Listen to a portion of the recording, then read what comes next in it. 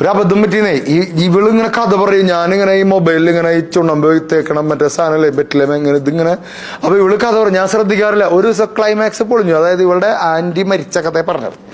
എനിക്കാണെങ്കിൽ കറക്റ്റ് വാട്സപ്പിൽ ഏതൊരു കോമഡി ഞാൻ അതിന്റെ ആ ക്ലൈമാക്സ് ഒരുമിച്ചായി പോയി. അവൾ പറഞ്ഞു ആന്റി മരിച്ചു എന്ന് പറഞ്ഞു.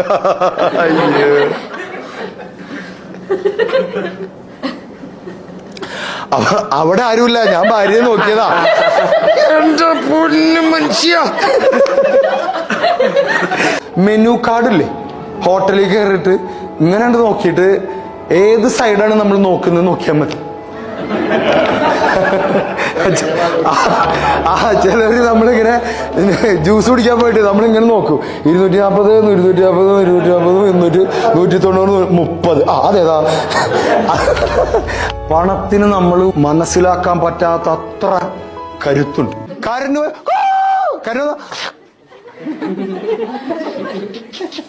കൂവുന്നു ആരുമല്ലടാ, നീ തന്നെ. ടൂറിന്റെ ഡേറ്റ് ഫിക്സ് ചെയ്യുമ്പോൾ ഒരു അഭിപ്രായം ഗ്രൂപ്പിൽ ഇട്ട് നോക്കിയാൽ ആ ടൂർ നടക്കൂല. ടൂറ് പോകണമെങ്കിൽ പെട്ടെന്ന് ഇറങ്ങി പോവുക, അതേ നടക്കുള്ളൂ. കോളേജിൽ പഠിക്കുമ്പോൾ ഒരുത്തൻ ബുള്ളറ്റ് എടുത്തിട്ട് എൻ്റെ അടുത്ത് ഇങ്ങനെ വന്നിട്ട് അബി വാടാ കേറ്. ഞാൻ ട്രൗസറും ടീഷർട്ടും ഇട്ടിട്ട് അങ്ങനെ ഇരിക്കുന്നു. പല്ല് തേച്ചിട്ടുണ്ടെന്നാണ് എൻ്റെ ഓർമ്മ. കുറച്ച് കൂട്ടി പറഞ്ഞതാ. പിന്നെ അവൻ പറഞ്ഞു കേറ്. അപ്പൊ ഞാൻ കയറിയിരുന്നു. അങ്ങനെ ഇവൻ ബുള്ളറ്റിൽ പോകും. ഞാൻ എവിടേക്കാണ്? അപ്പൊ ഗിഡ് ഞാൻ പറഞ്ഞു എങ്ങോട്ടാടാ പോകുന്നത്? പറയാ ഗിഡ്. കൊറേ കഴിഞ്ഞപ്പോ ഞാൻ എങ്ങോട്ടാടാ? അവൻ പറഞ്ഞു ഹൈദരാബാദ്. നമ്മൾ പറക്കുന്നു. പട്ടി പറയും പറന്നോളൂ, ഞാൻ വരാം. ചേച്ചി അമ്മ അതിലിന്റെ അവിടെ ഉണ്ടാവൂലേ. രണ്ടാമത്തേല് പട്ടി മാത്രമേ തീരുമാനിക്കൂ. പിന്നെ പട്ടിക്കാന്. മൂന്നാമത്തേൽ എന്ത് ചെയ്യും? ഫൈറ്റ് അല്ലേ? അപ്പൊ ഒരു പ്രശ്നം വരുമ്പോ ഓടി ഒളിക്കരുത്, വെറുങ്ങലിച്ച് നിൽക്കരുത്. നമ്മൾ എന്ത് ചെയ്യണം? ഫൈറ്റ് ചെയ്യണം. മണ്ടന്മാരുടെ കൂടെ 3 മണ്ടന്മാരുടെ കൂടെ നടന്നു നോക്കൂ, 4ാമത്തെ മണ്ടനും നമ്മളാവും. സൈക്കോ ടീമാണല്ലോ. അടുത്ത ക്ലാസ്സിൽ അടിക്കാനുള്ള സാധനമായി. Thank you. ചർച്ച ചെയ്ത ടൂറ് ഇന്ന് വരെ നടന്നിട്ടില്ല. വെറുതെ അങ്ങനെ ഞാൻ എന്താ ചെയ്യാന്നറിയോ? എന്റെ ബാക്കിൽ ആവശ്യമില്ലാതെ ഓൺ അടിച്ചാൽ അവന് സൈഡ് കൊടുത്തിട്ട് വിടും. എന്നിട്ട് അവന്റെ ബാക്കിൽ പോയിട്ട് 100 അടിച്ചോണ്ടിരിക്കും. എന്റെ സ്വഭാവം. കുറെ കഴിയുമ്പോൾ അവന് മനസ്സിലാവും ഇത് വിഷമുള്ള പരിപാടിയാണ്. കുറച്ച് കഴിയുമ്പോൾ ടാറ്റ കൊടുത്തിട്ട് വിടും. പൈസ ഉള്ളപ്പോഴാണ് പിശിക്കേണ്ടത്, പൈസ ഇല്ലാത്തപ്പോ പിശിക്കണ്ട. ഓട്ടോമാറ്റിക് അങ്ങനെ ആയിക്കോളും. പൈസ ഇല്ലാത്തപ്പോ പിശിക്കാൻ പൈസ ഇല്ലല്ലോ. ബസ്സിലിരുന്നിട്ട് ഇമാജിനേഷൻ, ഈ ബസ് കൊക്കയിലേക്ക് മറിഞ്ഞാൽ ഞാൻ മാത്രം രക്ഷപ്പെടുന്നു, ബാക്കി എല്ലാവരെയും രക്ഷപ്പെടുത്തുന്നു. അത് ചെയ്തിട്ടുണ്ടോ? ഞാൻ രക്ഷപ്പെടുത്താനുള്ള ആൾക്കാരെ അവരെ കണ്ടുവച്ചിട്ട് ഇരിക്കുക ബാക്കില്. ഭാര്യ ഭർത്താവ് ഈ ഭർത്താക്കന്മാർക്ക് ഒരു പ്രശ്നം വന്നാൽ ഹസ്ബൻഡിനുണ്ട്, ഭർത്താക്കന്മാര് അവർക്ക് ആ പ്രശ്നത്തിന് പരിഹാരം വേണം, അവർക്ക് ഒറ്റയ്ക്കിരിക്കണം. എനിക്കൊരു പ്രശ്നം വന്നാൽ എൻ്റെ ആഗ്രഹം എന്താ പറയുക, ഒറ്റയ്ക്കിരുന്ന് ആലോചിച്ച് അതിന്റെ സൊല്യൂഷൻ കണ്ടുപിടിക്കണം. അപ്പൊ ഭാര്യ അടുത്ത് വന്നിട്ട് പറ എന്താ പ്രശ്നം, പറ എന്താ പ്രശ്നം, പറ എന്നോട് പറ. അപ്പൊ ഞാൻ പറയും നീയാണ് എന്റെ പ്രശ്നം. അത് പറയാൻ പറ്റില്ല, പുതിയ പ്രശ്നം ഉണ്ടാവും. ഗൂഗിൾ മാപ്പിന് ഒരു ഗുണമുണ്ട്, എന്താണെന്നറിയോ? നമുക്ക് വഴി പറഞ്ഞു തരും. അഥവാ വഴി തെറ്റിയാലും ഗൂഗിൾ മാപ്പ് നമ്മളെ ചീത്ത പറയില്ല. നിങ്ങൾ ശ്രദ്ധിച്ചിട്ടുണ്ടോ? നേരെ പോകേണ്ടതായിരുന്നു, നമ്മൾ വഴി തെറ്റിയപ്പോ ഗൂഗിൾ നിന്നോടല്ലടാ പറഞ്ഞു നേരെ പോവാൻ എന്നാ ഗൂഗിളിലെ ചേച്ചി പറയുവോ? ഇല്ല. ചിലവരെന്ത് ചെയ്യുന്നവര് എല്ലാരെ കുറിച്ചും എല്ലാരോടും പറയും, എന്നിട്ട് എല്ലാരോടും പറയും, ആരോടും പറയും ഒരിക്കലുമില്ല. ബോസ് അച്ഛനെ ചീത്ത പറഞ്ഞിട്ടുണ്ടാവും, തിരിച്ച് ബോസിന് കൊടുക്കാൻ പറ്റില്ല മുതലാളിക്ക്. അപ്പൊ അച്ഛൻ വന്നിട്ട് ചിലപ്പോൾ അമ്മയെ ചീത്ത പറയും. അമ്മ മൂത്തമോന് കൊടുക്കും, മൂത്തമോൻ അനിയത്തിക്ക് കൊടുക്കും, അനിയത്തി പൂച്ചയ്ക്ക് കൊടുക്കും, പൂച്ച എലിക്ക് കൊടുക്കും, എലി പ്രാന്തയുടെ അവിടെ നടക്കും. അത് പാവപ്പെട്ടു, അതിനാരെ കൊടുക്കാൻ? ഇത് ചൊകന്നിരിക്കെ ഇപ്പൊ ബൈക്കുകൾ കയറ്റിയിട്ട് നമ്മളിങ്ങനെ പതുക്കെ പോകുമ്പോ ഒരുത്ത വന്ന് സൈങ്ങോട്ട് പോയാ നമ്മൾ അവന്റെ പുറകിലാണ് എവിടേക്കായി പോണത്. കുറെ കഴിഞ്ഞ ആംബുലൻസിന് wish to buy a Rolls Royce. ഞാൻ റോൾസ് റോയ്സ് വാങ്ങാൻ ആഗ്രഹിക്കുന്നു.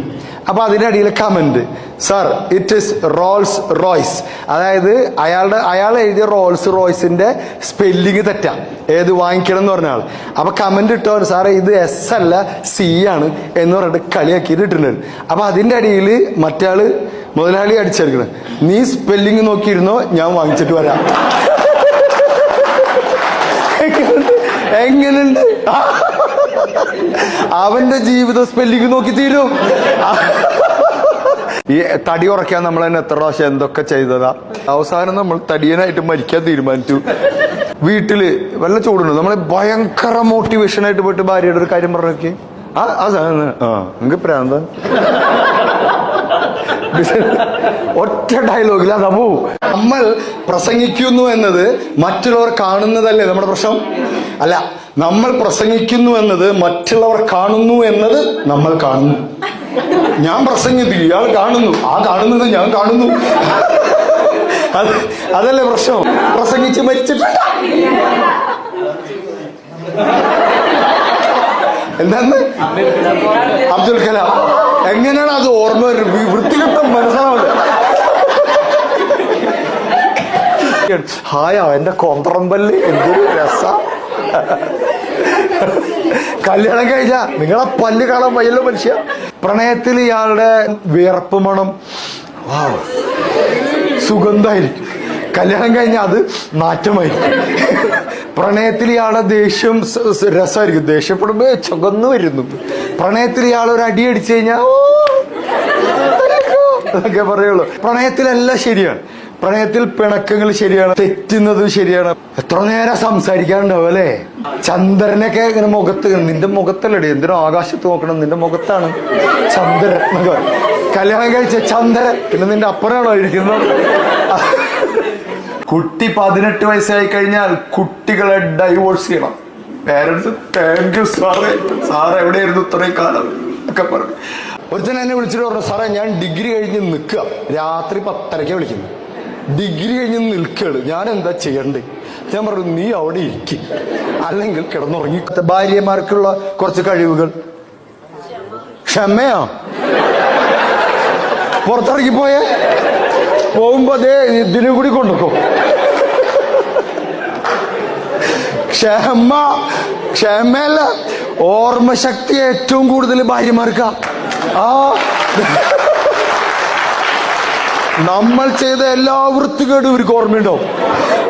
എന്റെ ഭാര്യക്ക് ഞാൻ എന്നോട് പറയും, തല്ലുകൂടുമ്പോഴത് ഓർമ്മ വരും, അതാണ് രസം. അടി കൂടുമ്പോ ഓർമ്മയുണ്ടോ, 8 വർഷം മുമ്പ് ഞാൻ പനിച്ചപ്പോ, 8 വർഷം മുമ്പ് പനിച്ചപ്പോഴാ. ഇതുപോലെ മറവി അവർക്കാ കൂടുതൽ. ഞാൻ ചെയ്ത ഒരു നല്ല കാര്യം ആ പിശാചിന് ഓർമ്മയില്ല. പിന്നെ പിശാചി ഞാൻ സ്നേഹത്തോടെ വിളിക്കുന്ന കേട്ടോ, പൂട്ടുന്ന ഹോട്ടലുകളുടെ സ്ഥാനം വാങ്ങിച്ചിട്ട്, സാധനങ്ങൾ വാങ്ങിച്ചിട്ട് തുറക്കുന്നവർക്ക് കൊടുക്കുന്ന ഇടയിലുള്ള പരിപാടി. സൈക്കോ മനുഷ്യൻ. ഐഫോണുകാരുടെ കരച്ചിൽ കേൾക്കണം, ഭയങ്കര രസാ. പാവങ്ങളാണ്, പറ്റിക്കപ്പെട്ടു എന്ന് പറഞ്ഞാല് എന്നിട്ട് നമ്മളെ മുമ്പിൽ വെറുതെ ന്യായീകരിക്കുക, വെറുതെ നമ്മളെ ആൻഡ്രോയിഡ് മുത്തണല്ലേ. ആൻഡ്രോയിഡ് ഐഫോണിൽ പ്രശ്നമുണ്ട്, നമ്മളെ യഥാർത്ഥ മുഖം അതിൽ കാണും, നമുക്ക് ഉള്ള മൂടങ്ങോട്ട് പോകും. ആൻഡ്രോയിഡ് വെളുപ്പിച്ചു മുത്തായിട്ട് തത്തമ്മ ചുണ്ടൊക്കെ ഇങ്ങനെ ചുണ്ട്. ആൾക്കാർ സെൽഫി എടുക്കാൻ വരുമ്പോ ഞാൻ ഓരോന്നിനും ഓരോ തരം. അല്ല, ഐഫോണിന് വീഡിയോ അടിപൊളിയാണ് ഐഫോൺ. അപ്പൊ ഐഫോൺ ടീം ഇമോഷണലാണ്. എന്ത് ഇമോഷനാന്ന് ദൈവത്തിനറിയാം. അവര് പെട്ടിട്ട് ഇപ്പൊ 15-ന് ഇവരെ ഒരു ബഹളം ഉണ്ടാവട്ടോ. എന്തൊക്കെ വന്നാലും എങ്ങനെ പറ്റിക്കപ്പെട്ടാലും ഇവര് സെപ്റ്റംബർ 12-ാം തീയതി പോയിട്ട് ഐഫോൺ 15 വാങ്ങിക്കും. ഞാനും വാങ്ങിച്ചിട്ടുണ്ട്. എന്റെ ഉണ്ട് ഈ സാധനം ഐഫോൺ. എവിടെ നമ്മുടെ ഫോണ്? അതായിരിക്കണം. ഇത് ഗതികേട് കൊണ്ട് വാങ്ങിക്കണം, വേറെ വഴിയില്ല.